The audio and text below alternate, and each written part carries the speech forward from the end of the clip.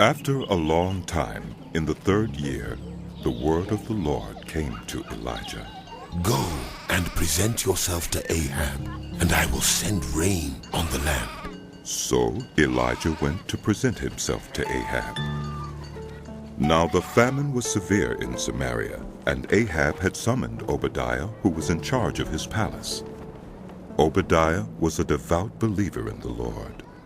While Jezebel was killing off the Lord's prophets, Obadiah had taken 100 prophets and hidden them in 2 caves, 50 in each, and had supplied them with food and water.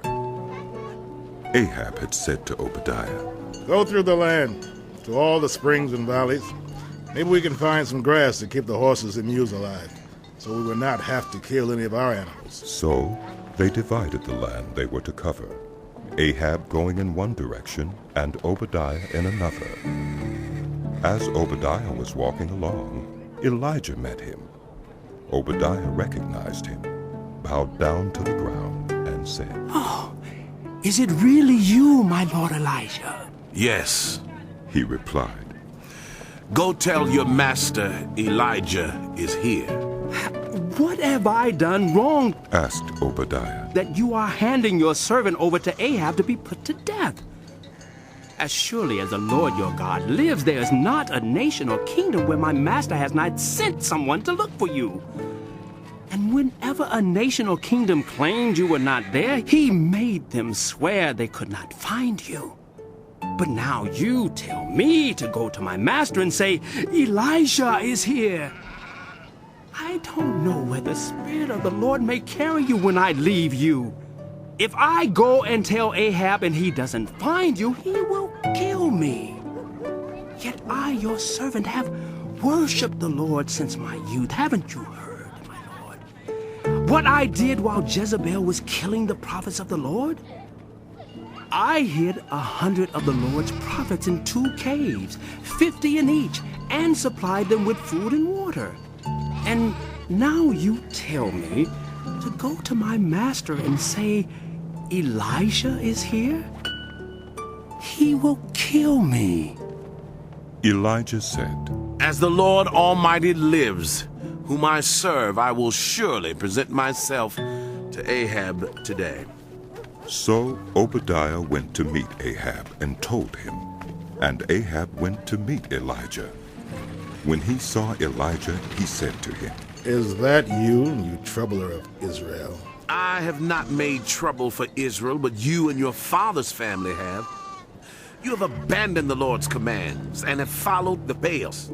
Now summon the people from all over Israel to meet me on Mount Carmel, and bring the 450 prophets of Baal and the 400 prophets of Asherah who eat at Jezebel's table.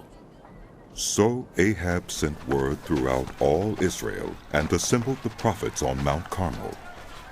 Elijah went before the people and said, How long will you waver between 2 opinions? If the Lord is God, follow him. But if Baal is God, follow him. But the people said nothing.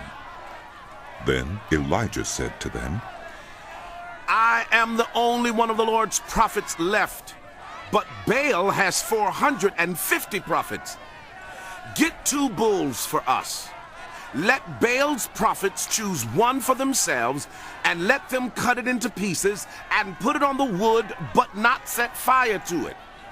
I will prepare the other bull and put it on the wood, but not set fire to it. Then you call on the name of your God, and I will call on the name of the Lord. The God who answers by fire, he is God. Then all the people said, What you say is good. Elijah said to the prophets of Baal, Choose one of the bulls and prepare it first, since there are so many of you. Call on the name of your God, but do not light the fire. So they took the bull given them and prepared it. Then they called on the name of Baal from morning till noon. Baal, answer us. They shouted, but there was no response. No one answered, and they danced around the altar they had made. At noon, Elijah began to taunt them. Shout louder. He said, Surely he is a god. Perhaps he's deep in thought or busy or traveling. Maybe he's sleeping and must be awakened. So they shouted louder and slashed themselves with swords and spears, as was their custom, until their blood flowed. Midday passed, and they continued their frantic prophesying until the time for the evening sacrifice. But there was no response. No one answered. No one paid attention. Then Elijah said to all the people, Come here to me. They came to him, and he repaired the altar of the Lord which had been torn down.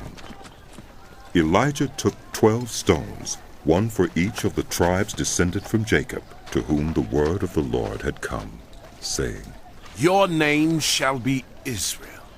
With the stones he built an altar in the name of the Lord, and he dug a trench around it large enough to hold 2 seahs of seed. He arranged the wood, cut the bull into pieces, and laid it on the wood. Then he said to them, Fill 4 large jars with water and pour it on the offering and on the wood. Do it again. He said, and they did it again.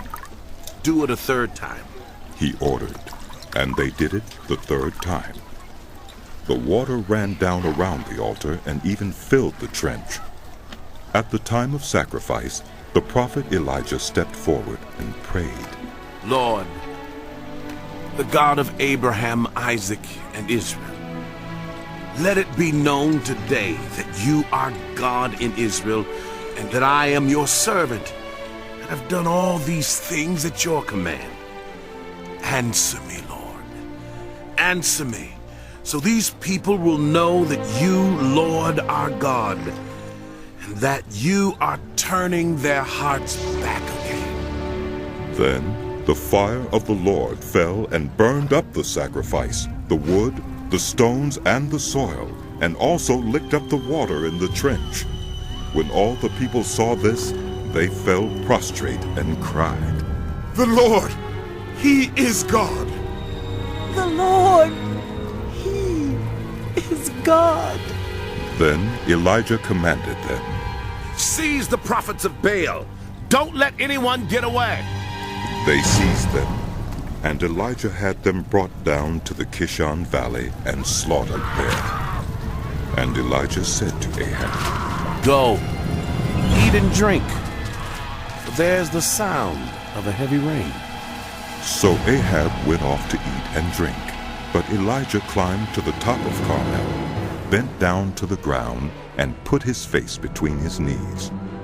Go and look toward the sea. He told his servant, and he went up and looked. There is nothing there. He said. 7 times Elijah said. Go back. The 7th time the servant reported. A cloud as small as a man's hand is rising from the sea. So Elijah said, Go and tell Ahab, hitch up your chariot and go down before the rain stops you. Meanwhile, the sky grew black with clouds. The wind rose. A heavy rain came on, and Ahab rode off to Jezreel. The power of the Lord came on Elijah, and, tucking his cloak into his belt, he ran ahead of Ahab all the way to Jezreel.